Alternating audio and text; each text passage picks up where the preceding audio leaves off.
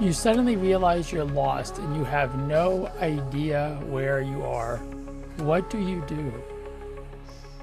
What if there was a skill you could learn that would teach you, no matter how lost you were, to eventually find your way home? That's the central question, in a way, in the legacy of Socrates. In 3 of Plato's small dialogues, the Charmides, the Hippias Minor, and the Clitophon, the question of Socrates' own knowledge of how to get to virtue is essential. Socrates was always telling people the most important thing in life is to become a good and just and righteous person.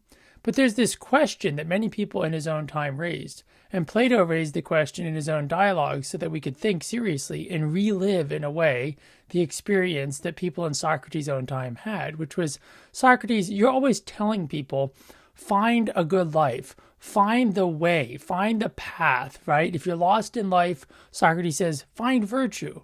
But then the question is, yeah, but Socrates, how do you find virtue? Do you know what virtue actually is? So this question is, in a way, at the heart of human existence. If you don't know where you are, the next best thing, and indeed the only important thing you really should do, is try to figure out how to learn where you are. If you're lost, first get found. Once you're found, you can go from there.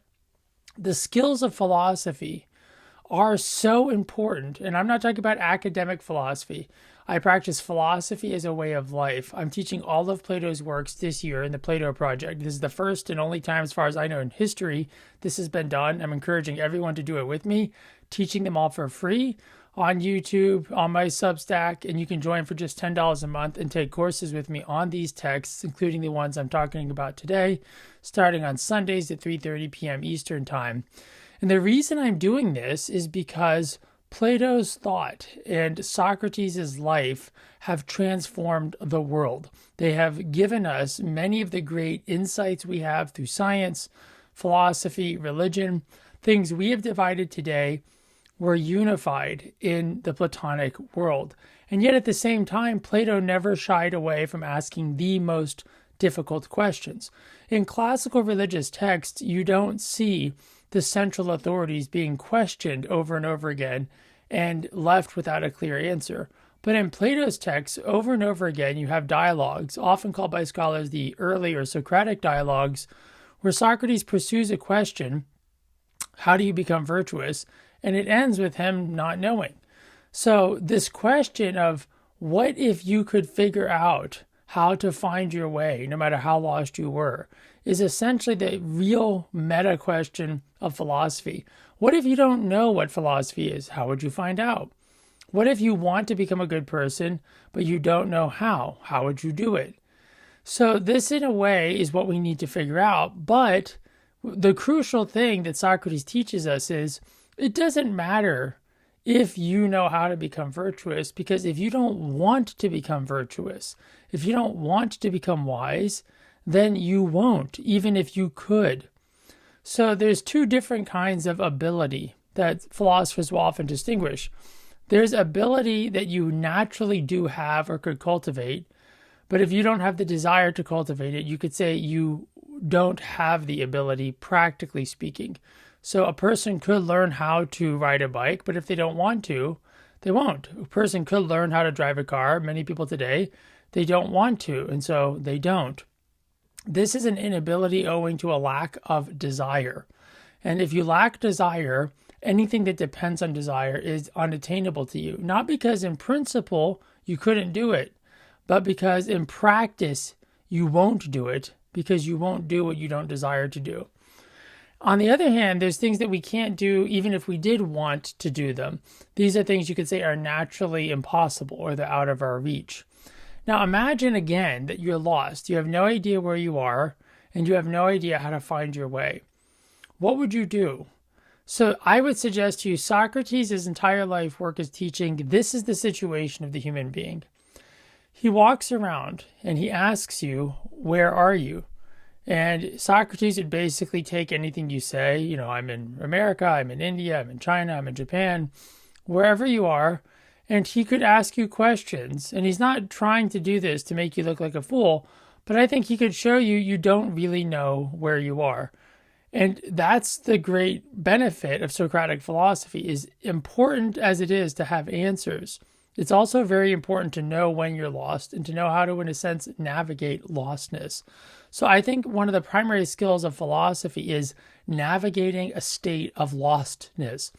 Socrates teaches in Plato's text that philosophy begins in aporia, when you have lost the path, or you've lost limits, you've lost definitions. So that's the moment of awakening. When you read these dialogues, take, for example, the longest of them, which is still quite short. You could read it in an hour. The Charmides. Charmides is this beautiful young man, and Socrates is talking to him with his guardian, I think his uncle, Critias, and he's asking Charmides about the central aristocratic virtue of ancient Athens, which is translated temperance, but it's not a good translation. The word is sophrosyne, and it can't really be translated. It's basically every virtue that an excellent, noble young man of Greek society or a Greek person would have. And today you could translate sophrosyne conceptually as whatever it is you think of as a perfectly excellent human being, the virtue, the power they have that makes them excellent, that's sophrosyne. Or we say temperance or self-control. But I think it's sort of, you should think about it as a kind of mastery and power to command the nobility in life that you want in yourself, and to manifest to others through your conduct and your demeanor all of those excellences that make you admirable and valuable to your society. This was a central Greek ideal. And in the Charmides, we find out that no one knows what it is. Socrates works through different, very profound definitions, particularly offered by Critias, and in the end, he reveals that they don't work, at least as they are proposed. So think about self-control. We could interrogate self-control, and we would end up having all these questions. What is the self that's being controlled? What is the self that's controlling the self? If the self is what's being controlled, what's controlling it? If that thing is the self, then how is it different from the self that's being controlled? These are very important philosophical questions. So in one sense, you could say, yeah, but we know what self-control is. When you're angry, being able to control your anger, that's true. When you're upset, being able to still act appropriately, that's true too. But the question is that the essence of self-control? Clearly not, although that we do know something about that. What about, for example, the clarity of knowing who is a good person and who's not a good person? The Hippias Minor is a very challenging text where an extremely arrogant and talented Homeric rhapsode, someone who recites Homer in a very inspiring way, has, Homer memorized and is able to recite it and interpret it in an impassioned and inspired way. Hippias thinks he also basically can do anything, that he's the most talented, skillful, knowledgeable person in the world. And so Socrates essentially takes him to task on his interpretation of Homer. Is Achilles superior to Odysseus because Achilles is strong and simple and undeceptive, and Odysseus is a liar? And Socrates shows that Hippias' own premises lead to a very awkward conclusion, which is that a person is better who can do a bad thing voluntarily rather than involuntarily. Now, Socrates does not himself believe this. He doesn't like the conclusion, but he's showing Hippias the logical extension of his own ideas. This is what Socrates does. Even when Socrates doesn't appear in dialogues to give you an answer to a question, he does give you an answer to a very important question, which is this: what is the rigorous logical outcome of what you have told me? That's what he's doing. And this is the art of getting lost, and we don't like it. And a philosopher is a spiritual path that a person takes in order to become the philosopher. You walk a path in which you become accustomed to subjecting yourself to serious and rigorous criticism. Just take anything you think and try to logically work through, what does it really mean? What does it entail? What follows from it? And you will find yourself, as we have found ourselves in the beginning of this episode, lost. So what do you do? And what you need to do, Socrates says first, is you need to cultivate the passion to pursue the skill of finding your way in life. You need to pursue the passion of finding the skill of finding your way in life. Now then, one of these texts, the Clitophon, then is a text written from the perspective of a character who basically says, Socrates, you're always telling people to pursue virtue, and you do it in the most beautiful way. And indeed, the text has this wonderful summary from Clitophon about Socrates' speech. It's beautiful. Socrates doesn't actually talk in this. It's not really a dialogue, but he's representing a question. But then Clitophon says, but do you actually know how to make people virtuous? And this, if you know Plato's corpus, is actually a central question. In many other dialogues, for example, like the Protagoras, the question of whether you can teach virtue is one of the central questions. Socrates seems to be very skeptical that you can teach virtue in the way that many people in his society thought. And so therefore you get the question, is Socrates just telling people to become virtuous and it's the most important thing in the world, but he doesn't himself know what virtue is? That's you could say a legitimate question. And the dialogues that we're reading this week in the Plato Project, they seem to leave it open. But I want to suggest that Plato's own life gives us a clue. In fact, more than a clue, a clear answer. And I want to tell you that my own life gives a clue. And for me, a clear answer to this. I think Socrates did more than just inspire people to become wise and inspire people to pursue wisdom. I think he did have an ability to give people somehow, and he has this today through Plato's texts and others like Xenophon, the ability to inspire us to discover that being lost is not the worst thing in the world. Far worse than being lost is not caring that you're lost. Far worse than being lost is knowing that you will become lost and not investing all of your best effort into learning how, when lost, to find your way. You see, the nature of philosophy for Plato is not that we start off having everything we need as human beings. We do not. We think that the idea of sin is a Christian idea or a Jewish idea or a generally religious idea. And there's specifically Christian or Jewish or whatever ideas of this, but it's not a religious idea in that sense. It's actually a philosophical idea. Plato's philosophy, it's not the only one, but it's the most influential system that gives us a very clear picture of the human that says we start off fallen. We do not know the things that we think we know, and that means we are worse than lost. We're lost, but we think we know where we are, which means we're not investing in learning how to find our way. So Socrates' first task was to inspire people, as we've seen in his first 4 dialogues we looked at from the end of his life, the Apology in particular. His task was to inspire people to pursue that which gives you the skill you need to become the person that you want to be. If you don't know how to become the person you want to be, guess what? You are a normal human being. I, for my entire life, have not known clearly how to become the person I've wanted to be. I've had to try and fail and try and fail and grow and change. And I'm closer now to becoming the person that I want to be than I was a year ago or 3 years ago or 10 years ago. And there's continuity, but there's also tremendous rupture. In some ways, I feel more lost. In other ways, I know I'm more found. It's a practice, you see. Philosophy is a spiritual practice. It's scientific at its core. You have to learn how to raise and pursue the right questions. It's a great art to ask a deep question, and it's an even greater art not only to ask it, but to learn how to answer it. But in order to answer the question of your own life, you have to have raised it for yourself. No one can tell you what your life means in the abstract. You yourself are the question, and your practice of philosophy, no matter what you don't know, is the beginning of the answer. So the solution to all of these dialogues, what is sophrosune? What is temperance or self-control? What is actual virtue? There's hints in all of these dialogues for what it really is. Virtue is something that can only truly produce goodness. That's for example, I would say the solution to the dilemma that the Hippias Minor ends on. The solution to the dilemma of the Clitophon, in one sense, is this. Look at Plato's own life. Plato's own texts have made so many people better people, including me.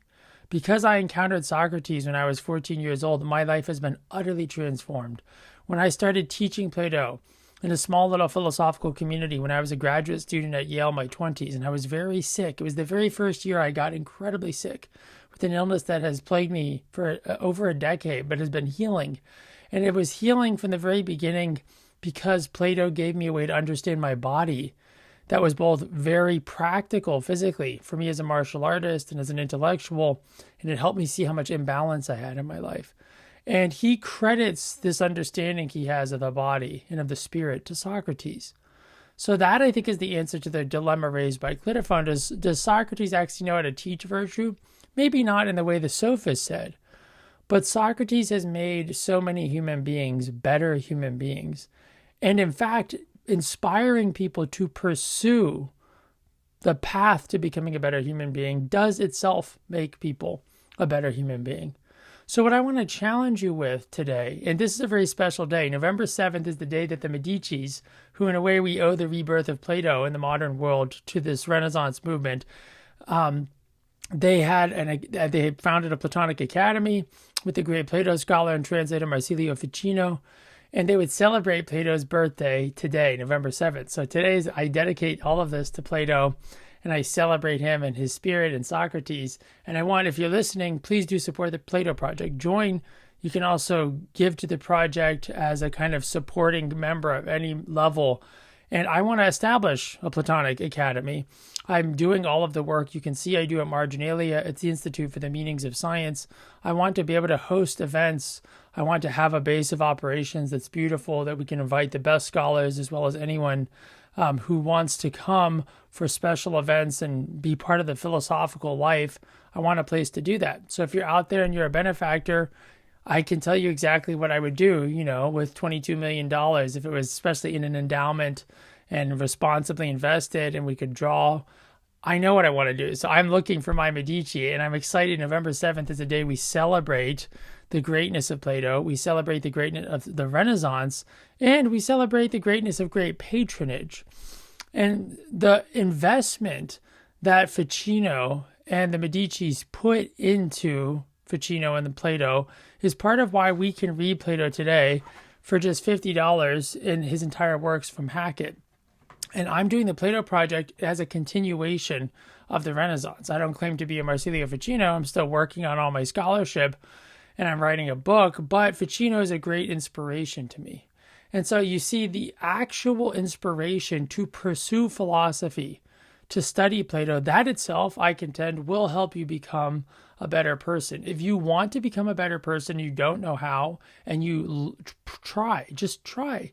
Try to actually follow along. Read the dialogues for this week. They're very short. Join the Becoming Human Project. Come to the class on Sunday, or make your own group. I have a number of people who are leading their own Plato groups. It's wonderful. So you can do that yourself. Just get a group of friends together. And if you're part of the Plato Project, send me your name and I'll put you on the website so people know that they can find you.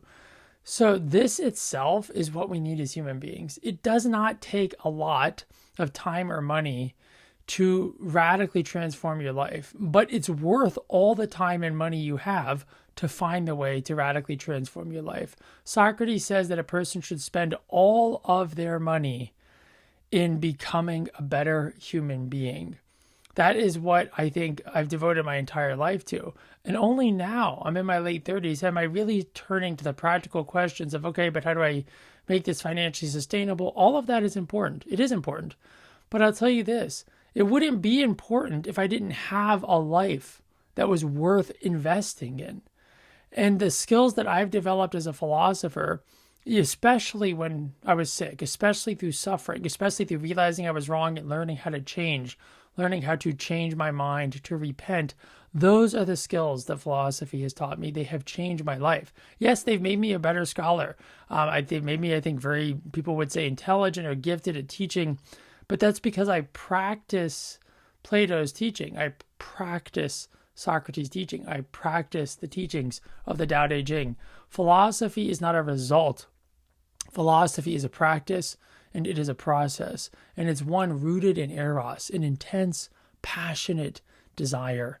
So I hope that wherever you are, one, you become comfortable and okay being lost, and at the same time, don't be okay with being lost in the sense of desire to learn how to find your way, so that no matter how lost you seem, the more you practice philosophy, the better you will get at gaining wisdom from your surroundings and ultimately turning what seems like lostness into a great new adventure and a great new discovery. That's what philosophy is about. It's amazing.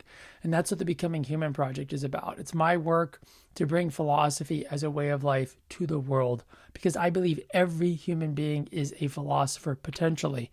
They just have to wake up and start realizing, I love wisdom. I want to pursue it. I want to find it. Wisdom is what we all need in order to live well. We all need to live well, and we all want to live well. And therefore, I contend we all want wisdom. And thus, we're all philosophers. The only question is, how much do you practice? Thank you for joining me.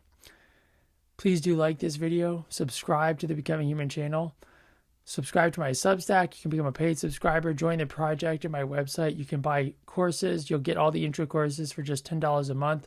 I have, honestly, some amazing courses if you're interested in Martin Heidegger, Søren Kierkegaard. Those are a terrific deal. They're not even a tenth of what you pay at a college.